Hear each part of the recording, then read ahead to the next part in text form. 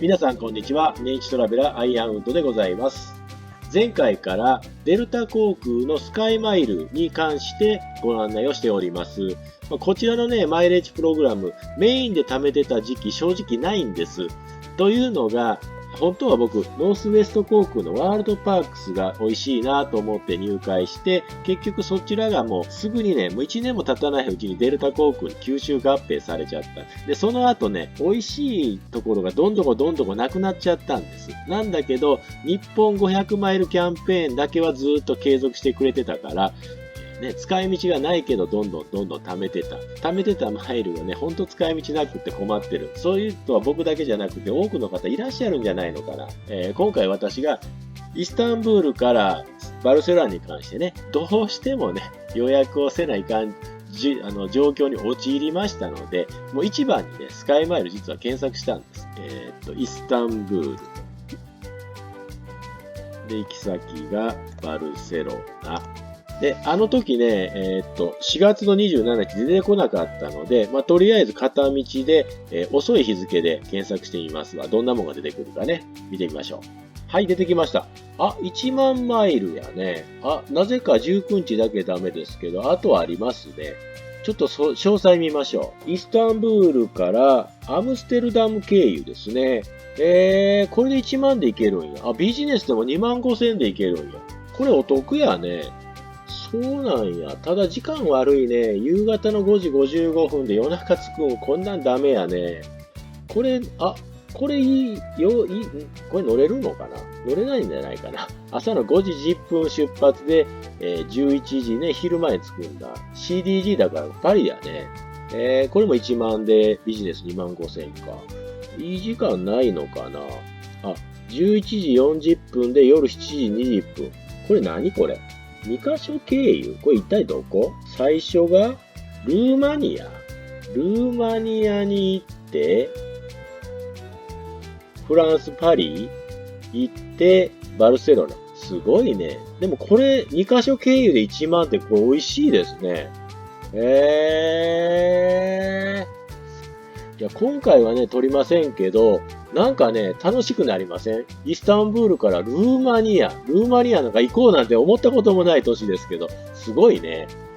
やね。それから、なんかいい時間ないの？なんか2カ所経由ばっかり出てきてますね。これは1カ所だけど、5時10分発かダメだな。いい時間がないな。あれなんか料金高くなったぞ。これなんだろう。パリ行って、アムステルダム行って、バルセロナ。なんでこれ高くなるんだろう。ちょっとわからないですけど、さっきのルーマニアと2カ所経由だと1万なのに、今のだったら2万、2万5千っていうのもあるぞ。これもルーマニアだ。FC フローったらローマやね。ちょっとなぜね、1万が2万になったり2万5千になったりなるとか、僕ちょっと全く分かってないです。けど1万だけ見てりゃいいと思いますよ。ね、単純にイスタンブールから1カ所経由ですね。アムステルダムもしくはパリを経由するのもいいし、ルーマニア経由するのも面白いね。ルーマニア行ってパリ行ってイスタンブールか。これなんか面白そうですね。ちょっと近場だとどうなるのかな？ではね、パリからバルセロナにしますね。パリからバルセロナとどうでしょうかね。ノンストップでも1万なんだ。っていうことは、ヨーロッパ近かろうが遠かろうが1万ってことか。しかもね、ノンストップであろうが経由だろうが同じ1万。これ、美味しいんじゃないの？ね。で、単純に私、イスタンブールからバルセロナまで3万8千円払ってんですよ。3万8千円1万マイルで取れるんだったら、マイル単価4円弱ついてるじゃないですか。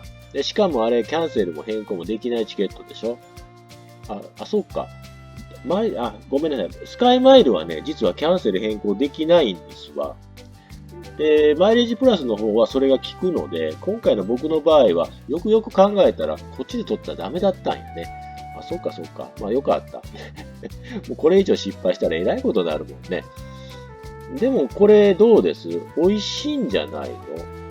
で、そしたらね、この美味しいっていうのを、使い道をきちんとね、しないと。僕ヨーロッパ住んでるわけじゃないんでね、僕が住んでるのは日本の香川県ですよ。ですから香川県からヨーロッパ行かないとこのチケット予約できないわけですね。で、ヨーロッパ行くのに格安のチケットだとね、正直言ってめっちゃ安いんですよね。ちょっとそのあたり見てみますね。スカイスキャナーで、出発地をもうね、日本とするんですよ。で、目的地を、もう特定しないんです。すべての場所。で、出発日もね、月全体にして、例えば3月にしてみましょうか。で、行きが3月、帰りが3月で、これでちょっと見てみますね。となるとね、これ、国内も出るんですけども、例えば韓国やったら14,000円と。で、今回僕ヨーロッパ見たいので、ヨーロッパでどうでしょうか。なかなか、アジアが先に出てきますよね。ヨーロッパ、アラブ首長国連邦46,720円。これドバイこんな金額で行ける？でもちょっと今日はヨーロッパです。ヨーロッパ。オーストラリアちゃう。ヨーロッパ、オランダが出た。オランダ66,161円。イギリス78,994円。フランス72,000とかね。イタリア73,000。わかります？大体ね、こんなもんです。もう一番安いチケットだと7万円前後でヨーロッパ行けるんです。ちょっとせっかくなので、さっきからパリばっかり見てるからパリ見てみましょうか。パリ72,620円。名古屋が一番安いのか。大阪だと1000円高いんやね。高松からでも10万切ってるんや。そうなん。東京は東京8万切。東京高いんだね。僕、大阪が一番行きやすいんで大阪見ますよ。で、一番安いのいつなのかな。ちょっとよくわかんないな。この辺見てみようか。3月の4日。で、帰りも安そうなの。3月12日にしようか。これただ9万ぐらいになりそうだな。ちょっとね、このあたりね、今、慌てて検索しているので、どうやったら今の7万円になるか分かってないです。いいですわ。とりあえず9万円のチケット見てみましょう。はい、出ました。最適プランが12万8000円というのが中国東方航空ですね。それから中国国際航空が11万1000円か。で、最安の方を見てみますね。最安の方を見ると、これなんだ？中国国際航空プラスイージージェット。